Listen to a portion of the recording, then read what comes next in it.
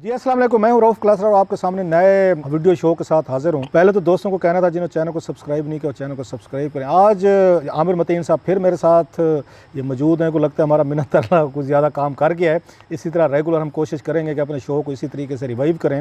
और आप लोगों की जो शिकायतें थी कि पिछले 7-8 महीने से हम इकट्ठे नहीं हैं, दोबारा हमारी जोड़ी जो है ना, अल्लाह का शुक्र है, लगता है आपकी दुआओं से दोबारा बन गई है। और आमिर साहब again thank you very much sir. लोगों ने बड़ा ये पसंद किया है पिछले इसको वीलॉग को, और बड़ी उन्हें शुक्रिया भी अदा किए हैं। कुछ लोगों ने कहा जनाब बड़ी मेहरबानी कि आप आमिर साहब को ले आए हैं, लोग सुनना चाहते हैं आपको। खैर आज जो उस पर बात करना चाह रहे हैं कि कल हमने बात की थी 2 साल इसके थे इस PTI हुकूमत के, जिसमें साफ ज़ाहिर है कि हम नैब को ज़्यादा टच नहीं कर सके, क्योंकि PTI का जो बड़ा एक इनका नारा था, स्लोगन था, वो इंसाफ था, वो करप्शन थी, किसी को नहीं छोड़ेंगे, अपना हो पुराना हो पराया हो। अब हम देख रहे हैं कि नैब के ख़िलाफ़ जो एक यहाँ पे जजमेंट आई है special supreme court of Pakistan पे से आई है, ख्वाजा साद रफ़ीक साहब के केस के हवाले से बड़ी सख्त जजमेंट लिखी गई। और इससे पहले भी आपको याद होगा वहाँ पे चीफ जस्टिस खोसा साहब जब थे तो उन्होंने भी कुछ रिमार्क्स दिए थे, शायद जजमेंट में भी जिक्र किया था कि पाकिस्तान में यहाँ पे नैब जो है ना पॉलिटिकल इंजीनियरिंग कर रहा है। नैब पे हमेशा इल्ज़ामात लगते रहे, जनाब मुशर्रफ के दौर से हमने देखा, बाद में जो भी हुकूमतें, नैब अल्टीमेटली हुकूमतों का ही टूल बन के, स्पोक्स पर्सन या माउथ पीस बन के रह गए, आर्म ट्विस्टिंग का बन के।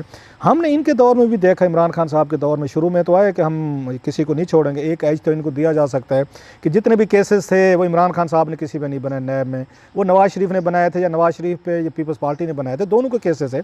लेकिन एक स्टेज पे नैब का हमें लगना शुरू हो गया कि नैब वाकई जो है ना कोई इसको प्राइम मिनिस्टर ऑफिस से चलाया जा रहा है। वो कहते थे आज फ़लाँ बंदा पकड़ा जाएगा, वो पकड़ा जाता था। जो कौमी असम्बली में तकरीर करता था दूसरे दिन नैब बुला लेता था। तो शेख साहब ने कहा जी टार्जन बन जाएगा, बला चीज़ें।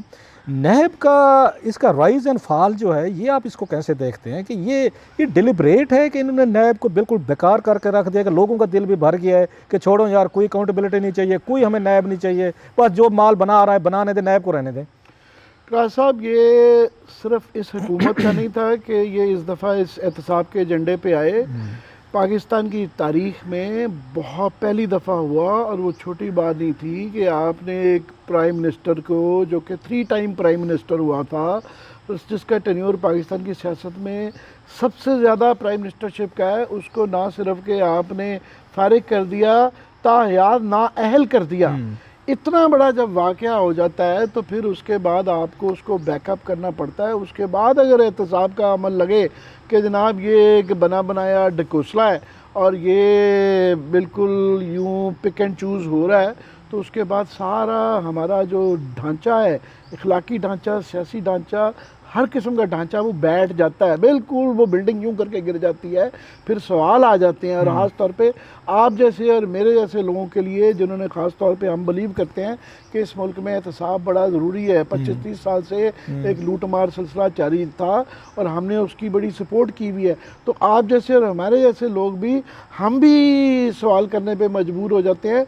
और क्योंकि हमें पता है, मैं फॉर एग्ज़ाम्पल आपके और मेरे नैब के अंदर बड़ी इनग्रेस है, हमें पता है कौन कौन लोग क्या क्या हैं और कहाँ कहाँ से फैसले होते हैं। मेरी मौजूदगी में ये मैंने रिसेंटली देखा है कि जो हमारे कुछ चंद दोस्त हैं, सोर्सेज हैं, वहाँ पे बड़े ओहदों पे बैठे हुए हैं नैब में, हमारे सामने फ़ोन आता है कि जनाब वो फ़लाने नू पढ़ दो, तो फ़लाने नू छड़ दो, तो फ़लाने का लेट कर दो, तो फ़लाने की तफ्तीश ख़राब कर दो, तो फ़लाने को डिले कर दो। तो ये एक टैक्टिक्स चल रहे हैं जिसकी वजह से ये, हाँ आप कह सकते हैं कि जी नैब तो जी वो गवर्नमेंट के अंडर नहीं है, नैब तो देखिए ना इंडिपेंडेंट एक इदारा है। नैब जो है वो सीधा नज़र आ रहा है कि गवर्नमेंट के उन चीज़ों को बचा रही है और बाकी लोगों को फंसा रही है, जिसकी वजह से हो क्या है, इसका ये मतलब नहीं है कि करप्शन नहीं है। इसका मतलब ये नहीं है कि साद रफ़ीक साहब का फॉर एग्ज़ाम्पल, वो मैं कहता हूँ बड़ा अच्छा फ़ैसला लिखा गया है, और उन्होंने 70 साल में जिस तरीके से एहतसाब को टूल बना के इस्तेमाल किया गया और सियासतदानों को बाहर करने वाला, वो बिल्कुल उसके अंदर सही हिस्ट्री लिखी हुई है, और मौजूदा हाल मुस्तकबिल सब का एक नक्शा बहुत ही खूबसूरत पेश कर दिया जज साहब ने। सलाम है उनके इस तबसरे को। मगर उन्होंने, इसका ये मतलब नहीं है कि ख्वाजा साद रफ़ीक साहब टोटली जो हैं वो क्लियर हो गए हैं। उन्होंने फ़ैसले के अंदर लिखा हुआ है कि जनाब आपका जो इस्तक़ासा था, जो आपकी तफ्तीश थी, उसमें आपने पैरागॉन के साथ, उस कंपनी के साथ ख्वाजा साद रफ़ीक और उसके भाई के ताल्लुक़ को आप नहीं इस्टेब्लिश कर सके। उसके अंदर जो उनको उनकी इंडाइटमेंट थी उसके अंदर कमियां हैं, वो केस कमज़ोर है। तो ये अभी वो खैर फैसला चलेगा, अभी कोर्ट के अंदर से अभी उनको ज़मानत मिली है, अभी वो केस अभी जारी है। मगर उससे फिर ये नज़र आ जाता है कि बाकी केसेस के अंदर भी कि लगता है कि जनाब ये सारे झूठे ही मुकदमे हैं, क्योंकि उनको सही तरीके से तफ्तीश नहीं हो रही, क्योंकि उनकी सही तरीके से प्रोसिक्यूट नहीं हो रही है। उसकी वजह से वो लोगों को भी वो विक्ट्री के निशान बना रहे हैं और उसके बाद से वो लगता है कि वो मेरा इस पे बड़ा थोड़ा डिफरेंट टेक है आपसे। आपने खैर एक एंगल देखा, मैं दूसरा देखता हूँ। मैं भी आपकी तरह अरशद, मैं सारे कई अरसे से मैं पब्लिक अकाउंट्स कमेटी मैंने वहाँ पे किया, सारे स्कैंडल वहीं आकर लैंड करते थे। क्वेश्चन और हमने देखे, कमेटीज़ के बड़ी बड़ी चीज़ें आती थी वहाँ पे, कोई डॉक्यूमेंट्स पढ़ने, स्टोरीज देखनी, नहीं कि ऑफिशियल डॉक्यूमेंट्स हमें भी पता चल जाता है। मेरी राय और है, मेरा ये ख्याल है, मैं नैब के इन अफसरान को ब्लेम नहीं करूंगा जो इन्वेस्टिगेट करते हैं। सर मैंने बड़ी क्लोजली पीछे से फ़ोन वालों को इन्वेस्टिगेट उसी पे आ रहा हूँ कि वो बड़ी मेहनत करते हैं सर, डॉक्यूमेंट्स निकालते हैं, वो बैंक ट्रांजैक्शन निकालते हैं, वो मनी ट्रेल निकालते हैं, वो तमाम चीज़ें सेट करके, मैंने पढ़ी हुई इंक्वायरी रिपोर्ट मेरे पास अभी भी पढ़ी है, हर एक की मैंने पढ़ी है सर। वो बड़ी मेहनत के साथ चीज़ें लेके आते हैं, इस्टेब्लिश करते हैं, कोर्ट में लेके जाते हैं। लेकिन हमारी जो एक पावरफुल यहाँ पे लोग बैठे हुए हैं, उनका मकसद इनको सज़ाएं दिलवाना नहीं होता, उनका मकसद इनके ज़रिए या इनको कैबिनेट में शामिल करवाना होता है। आप उस जनाब मुशर्रफ का दौर देख लें, उन्होंने नैब को किस लिए इस्तेमाल किया? जितने उनके पीपल्स पार्टी के या उनके नवाज़ लीग के लोग थे, उन पे केसेस बनवाए, केसेस बनाने के बाद उनको मुसलमान करके कैबिनेट में ले और केसेस वगैरह ख़त्म हो गए सारे के सारे चीज़ें सर। सो ये केसेस आके यूजुअली यूज़ किए जाते हैं इन लोगों के लिए, पार्टी जॉइन कर रहे हैं। अब चौधरियों पे है, ये हो गए हमारे चौधरी भाई साहब जो हैं, इन पे है, ये हो गए शुजात साहब वगैरह कंपनी। हर कोई कहता है जनाब कि इधर उधर से हिल नहीं सकते, हिलेंगे तो नोटिस आ जाएगा।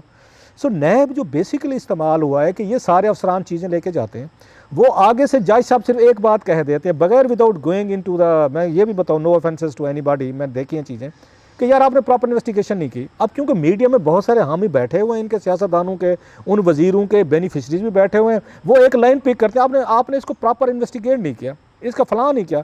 मैं आपको एक यहाँ पे केस बताऊँ, फवाद सनफात का मेरा ख्याल केस था, जिसमें बाकायदा मनी ट्रेल दी गई कि उसके किस किस ये रिश्तेदार के उसमें आके ब्रिगेडियर कियानी साहब जो थे, जनक कियानी साहब के भाई, इन्होंने पैसे ट्रांसफ़र किए, पता किस बात पे ज़मानत हुई उनकी। उन्होंने कहा अब ये ठीक है, इसके फलां इसके करीबी रिश्तेदार के पैसे ब्रिगेडियर कियानी साहब भेजते, इनके अकाउंट में किधर पैसे हैं? नहीं है ज़मानत। भाई मनी, जब आप वाइट कॉलर क्राइम देखते होते हैं तो उसमें आप अपने बच्चों, अजीज़ों, और ये नैब के लॉ में भी शामिल है बाकायदा। सो यहाँ पे मसला ये है कि अच्छा फिर आपने यहाँ पर ये पार्लियामेंट में अभी आप देख लें क्या हुआ सर। इन्होंने यहाँ पे वोट लेना था, उस पर आके एक्सटेंशन पे 3 साल वाला जो बिल आया, उस बिल की वजह से तमाम लोग अब ये दावा करते हैं उनकी ज़मानतें हो गई हैं। अच्छा, नवाज शरीफ साहब जब पकड़े गए थे, अकाउंटेबिलिटी हो रही थी, जनाब मुशर्रफ ने एनआरओ कर लिया था उनके साथ, आपको याद होगा, सऊदीज़ के कहने पे चले गए। जब बेनज़ीर भुट्टो साहब पे केसेस थे तो 2007 में एनआरओ बेनज़ीर भुट्टो के साथ हो गया। अब जब फिर इन पे दोबारा सारे के सारे पकड़े हुए थे, फिर आपने पार्लियामेंट में एनआरओ कर लिया क्योंकि आपने एक बिल लेके आना था, मुद्दत मुलाजमत में एक्सटेंशन करवानी थी।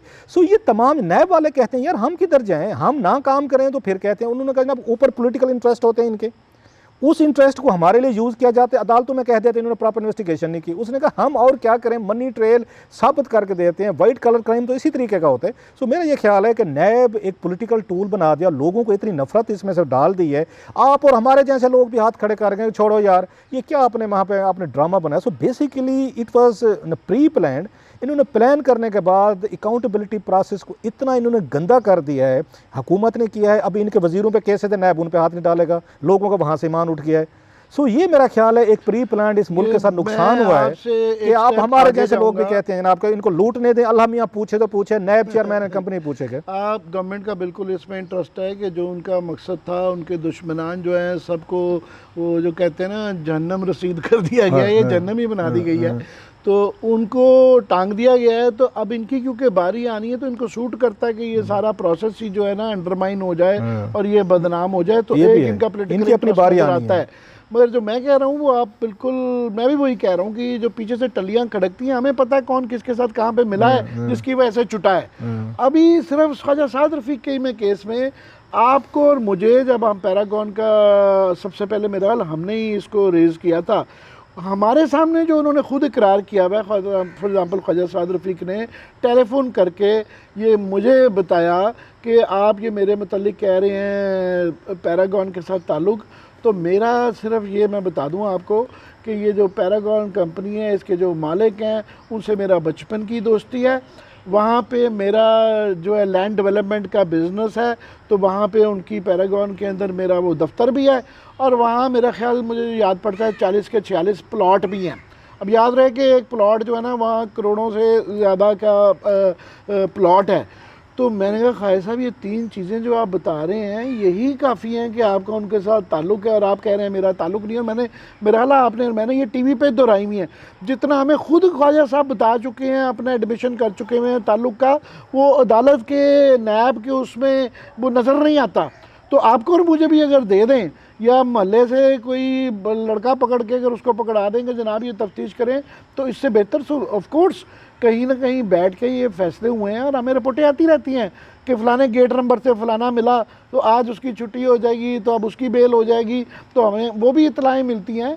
तो ये उसको मगर ये बना देना कि जनाब हम बड़े पारसा थे, हम बड़े नेक लोग थे, तो ये उसकी वजह से ये सारा बैठ गया है। नैब चेयरमैन पे ये भी इल्ज़ामात लगा रहे हैं, अपोजिशन लगा रही है, जो लोग उनके गिरफ्तार हुए हैं चीज़ें। हालांकि वही वाली बात, मैं हैरान होता हूँ इतने इतने क्लियर केसेस से ये लोग बच निकले हैं।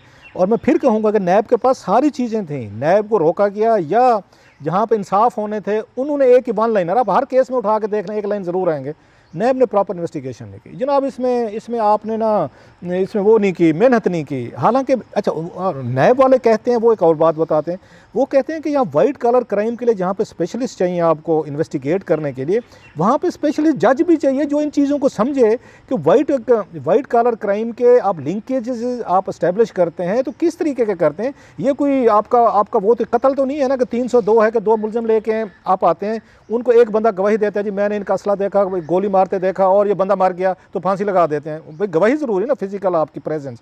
यहाँ तो गवाही नहीं होती, आपकी डॉक्यूमेंटेशन होती है, कागज़ होते हैं, चीज़ें होती हैं। यहाँ बड़े बड़े लोगों पे हमने आके देखा कि उन्होंने क्या, वो ये कहते हैं जनाब कि उसने राना सनाउल्लाह साहब कह रहे थे शायद कि जनाब आप अब ये देखें कि इनके पास चेयरमैन नैब की क्योंकि कोई वीडियोज़ हैं, वो आई भी थी कुछ उनके हवाले से, तो हुकूमत जो उनको ब्लैकमेल करती रहती है। तो ऐसे बंदे को इन्हें आके कंटिन्यू कराना चाहिए था, उस पर कोई ना नहीं होनी चाहिए थी कि उस पर ला लाते। तो क्लास साहब ये तो जावेद इकबाल साहब पे तो हमारे आपके भी बड़े सवाल थे, मगर इनको लाया कौन है, जिम्मेदारी तो लेनी पड़ेगी।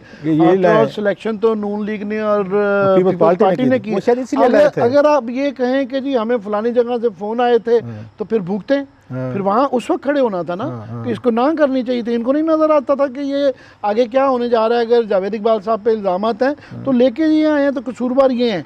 दूसरा ये है कि गवर्नमेंट जो है, ठीक है आप कह लें कि ये ऑटोनमस है, नैब से उनका कोई ताल्लुक़ नहीं है, मगर गवर्नमेंट की अपनी जो अकाउंटेबिलिटी जो है, उनके पास जो इदारे हैं, उनके पास FIA है, उनके पास पुलिस है, उनके पास एंटी करप्शन है, वहाँ क्या हो रहा है। या ठीक है एक क्रेडिट ज़रूर है कि इन्होंने जो चीनी की रिपोर्ट दी है, ये इनका एक क्रेडिट है, जिससे कि साबित होता है कि अगर ये बाकी सारे सेक्टर्स में भी इस तरह की अगर एक तफ्तीश करवा लें तो किस तरह खौफनाक किस्म का माफिया। यही तरीका है कि आप बजाय इसके कि नैब को या किसी को दें, आपको अगर पता करना है कि कहाँ पे क्या फ्रॉड है, ये GIT बनाए ना, ये बिल्कुल चीनी वाला तरीका अगर सही है। यही अब बैंकिंग में खुरा अपने दोस्तों तक जाता है, फिर सब वही है ना कि कैसे पकड़े, वहाँ भी फिर पर जलने लग पड़ते हैं ना। IPPs की अब रिपोर्ट आई भी है, पब्लिक नहीं चलते। फिर हम कह रहे हैं कि जनाब ओवरऑल एनर्जी की कराएं। आपको पता है अगर आपको मैं फॉर एग्जाम्पल किसी इदारे में लगाऊं, तो पहला आप कहेंगे कि यार पिछला मेरे पे ना पड़ जाए, मैं इसका प्री ऑडिट कराता हूँ। लोग ऑडिट करवाते हैं कि जनाब इससे आगे की मुझे जिम्मेदार ठहराइएगा, पिछली चोरी का मैं जिम्मेदार नहीं, उसका तरीका ये ऑडिट करवाना। तो इनको चाहिए कि ये एनर्जी में, बैंकिंग में, सीमेंट में, कारों में, हर जगह पे ये करवा लें जहाँ जहाँ पे ये कार्टेल्स हैं, भाई आप तो ताकि चाहते हैं कि जो इनके डोनर्स हैं इनके ये अपने आप को बचाने का तरीका है। मैं ये कैसे नहीं कह रहा बचाएंगे? सारे तो कैबिनेट में बैठे इन हैं पे पड़ेगी ना। क्या बात कह रहे हैं, कैबिनेट में लाल बैठे साहब, हैं इसके mostly। बगैर कोई तरीका नहीं है। एफिशिएंट गवर्नमेंट करने के लिए ज़रूरी है कि इन चीज़ों का सद्देबाब करेंगे तो आगे चलेंगे। इस गाड़ी के अंदर है ही कुछ नहीं है। जब तक इसकी इंजन की ओवरऑल नहीं होगी तो ये गाड़ी टुक टुक टुक टुक टुक करके ही चलेगी। वो जो आमिर भाई, last word- नेक्स्ट 2 इयर्स में क्या होना है, कुछ नहीं होना 2 इयर्स लास्ट में बार भी। लोग हमें कहते हैं आप आइडियलिस्ट हैं, पॉलिटिक्स कुछ और होती है, कोई ग्राउंड रियलिटीज़ और होती हैं। आप लोग जो है ना आइडियलिज्म की बात, लेकिन हम क्या करें, यही खान साहब जो हैं 22 साल तक यही आइडियलिज्म बेचते रहे हैं। एक एक चीज़ की खुशी है, वैसे मुझे अपने आप को हम थोड़ा सा मगर मैं कम्प्लीमेंट कर दें। दुरुस्ती कर दूं, आप ये और मैं- आइडियलिज्म नहीं है, दिस इज ग्राउंड सिचुएशन, ये How the- प्रैग्मेटिज्म है। हाँ। ये अपना प्रैग्मेटिक होंगे तो ये काम करेंगे। ये एक आइडियलिज्म चीज़ की मुझे खुशी है, अपने आप को हम थोड़ा सा अपने आप को पैट कर लें, थपकी दे दें। खान साहब 22 साल जो कुछ उन्होंने पढ़ाया, कौम को सिखाया, वोट लिए जिनकी बुनियाद पे, वो मुकर गए हैं, बैकआउट कर गए हैं। आप और मैं उसी आइडियलिज्म पे व्हाट कम में वाला हिसाब है, हम खड़े हुए हैं। ये चीज़ें हम लाते भी रहेंगे, एक्सपोज भी करते रहेंगे, तमाम पार्टीज़ पे फेयर कमेंट भी करते रहेंगे, without bias and without anger and ना इसके कुछ के। बहरहाल अमर भाई, थैंक यू वेरी मच कि आपने दोबारा ज्वाइन किया, और मज़ीद इस पे ये आने वाले दिनों में जो भी इश्यूज़ होंगे आपको ज़रा ज़हमत देते रहेंगे। और आप, फिर मैं कह रहा हूँ बार बार, आपकी दफ़ा आप ना है ना, मैंने आपके खिलाफ भी लाग कर देना है, ये ज़रा जहन में रखिएगा। तो नाज़रीन, बहुत शुक्रिया आपके देखने का, थैंक यू।